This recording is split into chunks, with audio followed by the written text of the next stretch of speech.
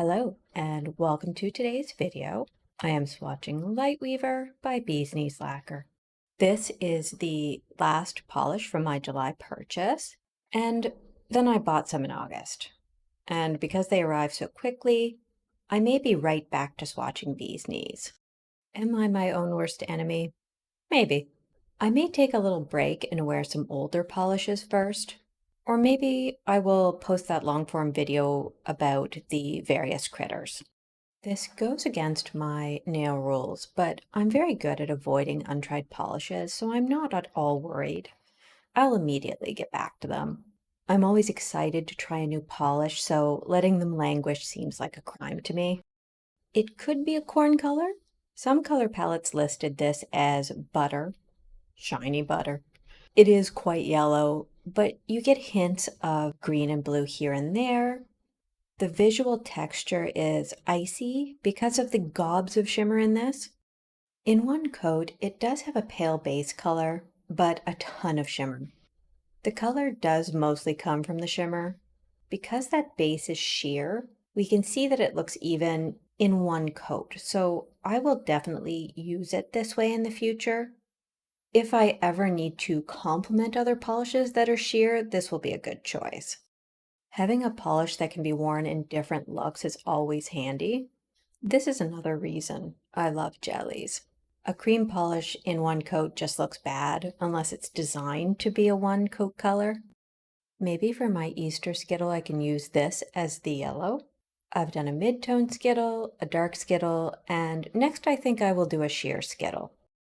Unfortunately, in the LEDs, it really isn't showing any of the shifts, but you can get a good look at the gold.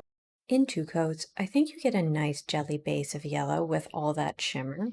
The shimmer is capable of shifting, but we'll see that outside in the full hand shots later. I was seeing the green in person inside, but I just couldn't get the camera to capture it. This polish is lemon meringue pie incarnate. It is a stick of butter. It's a baby yellow budgie. This might be my perfect yellow. Hilariously, it looks like chiffon corn to me. Lightweaver has definitely ended any thoughts of cuz being my corn color. I will say that I compared my hand to a cooked corn cob because I happened to have some and there was no one to tell me no.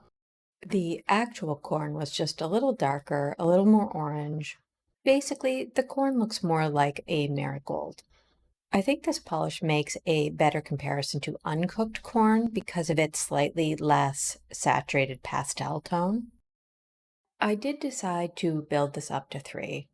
Like usual, because it was the first time wearing it, I just wanted to see what the polish would do in each number of coats.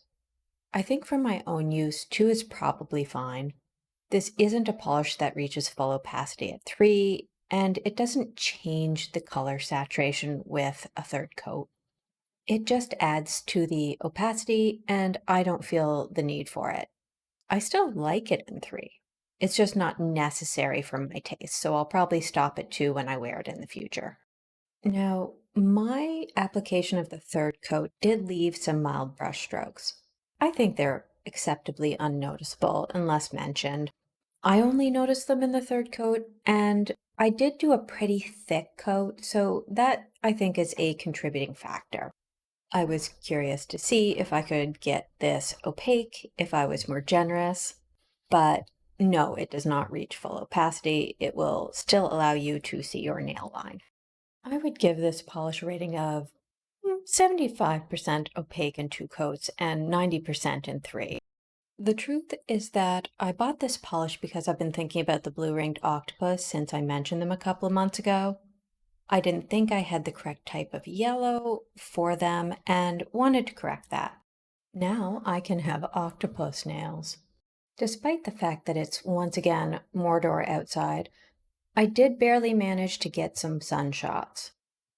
If my fingers are all over the place, I'm sorry. It was all I could do in the 5 minutes I had. I don't know what is happening with my right hand, but being my dominant hand, you would think I could do better to keep my fingers in concert. Not so. They are all over the place lately. The left hand, the vestigial limb, oh, no problem, looks great. They could go to the Olympics as a synchronized team. Do I need to practice wiggling my fingers in concert? In truth, I think what is happening here is that I moisturize directly before filming, and it's both very hot and humid. So literally, my fingers are just quite slippery. I think I depend on the friction of my other fingers to keep them all in sync. So instead of working together, the moisturizer that makes my skin look less like a reptile does make my fingers go in every which way. I feel like I can't win. As you could probably tell, my sunshot wasn't all that bright, and it didn't really show the shifts very well. You could see a little bit of green, but now that we're into the shade, I think those green and blue shifts show up pretty well. They are quite delicate, but I do enjoy that they give the polish some interest and dimension. And there is that feeling of counterfeit opacity in this shade. On a slightly serious note, and hopefully I don't have to say this, but if you ever happen to see a blue-ringed octopus, please don't go near it or touch it. They have a venomous bite and they can kill you. This is not comedy. Blue-ringed octopuses are genuinely dangerous. I live nowhere near their territory, so they pose zero risks to me. I feel like I need to say this because I've been talking about them as if they are just cute and colorful, which they are, but don't touch them or let them touch you. They are a creature best enjoyed from a safe distance or as a photograph. Now, I don't think the polish changes drastically inside. You still have that shimmer heavy, lustrous feel, and you're still getting the green through blue shift at certain angles, and it remains mainly yellow. I'd also like to point out on these nails, I didn't try to go thick on any of my coats, and you really can't see any brush strokes. So I do think that had something to do with the thicker application on my thumbs specifically. And that is all for today. Thank you for watching. I appreciate that anyone watches my videos. For the animal clip today, I wanted to say I think Oliver had his tail cut short by some predator. I'm going to guess a cat or weasel as the likely culprit, but here is Oliver running through my feed, looking for some extra peanuts. Hi, I know. Is that the face I'm getting? I know. Is my foot going to be safe?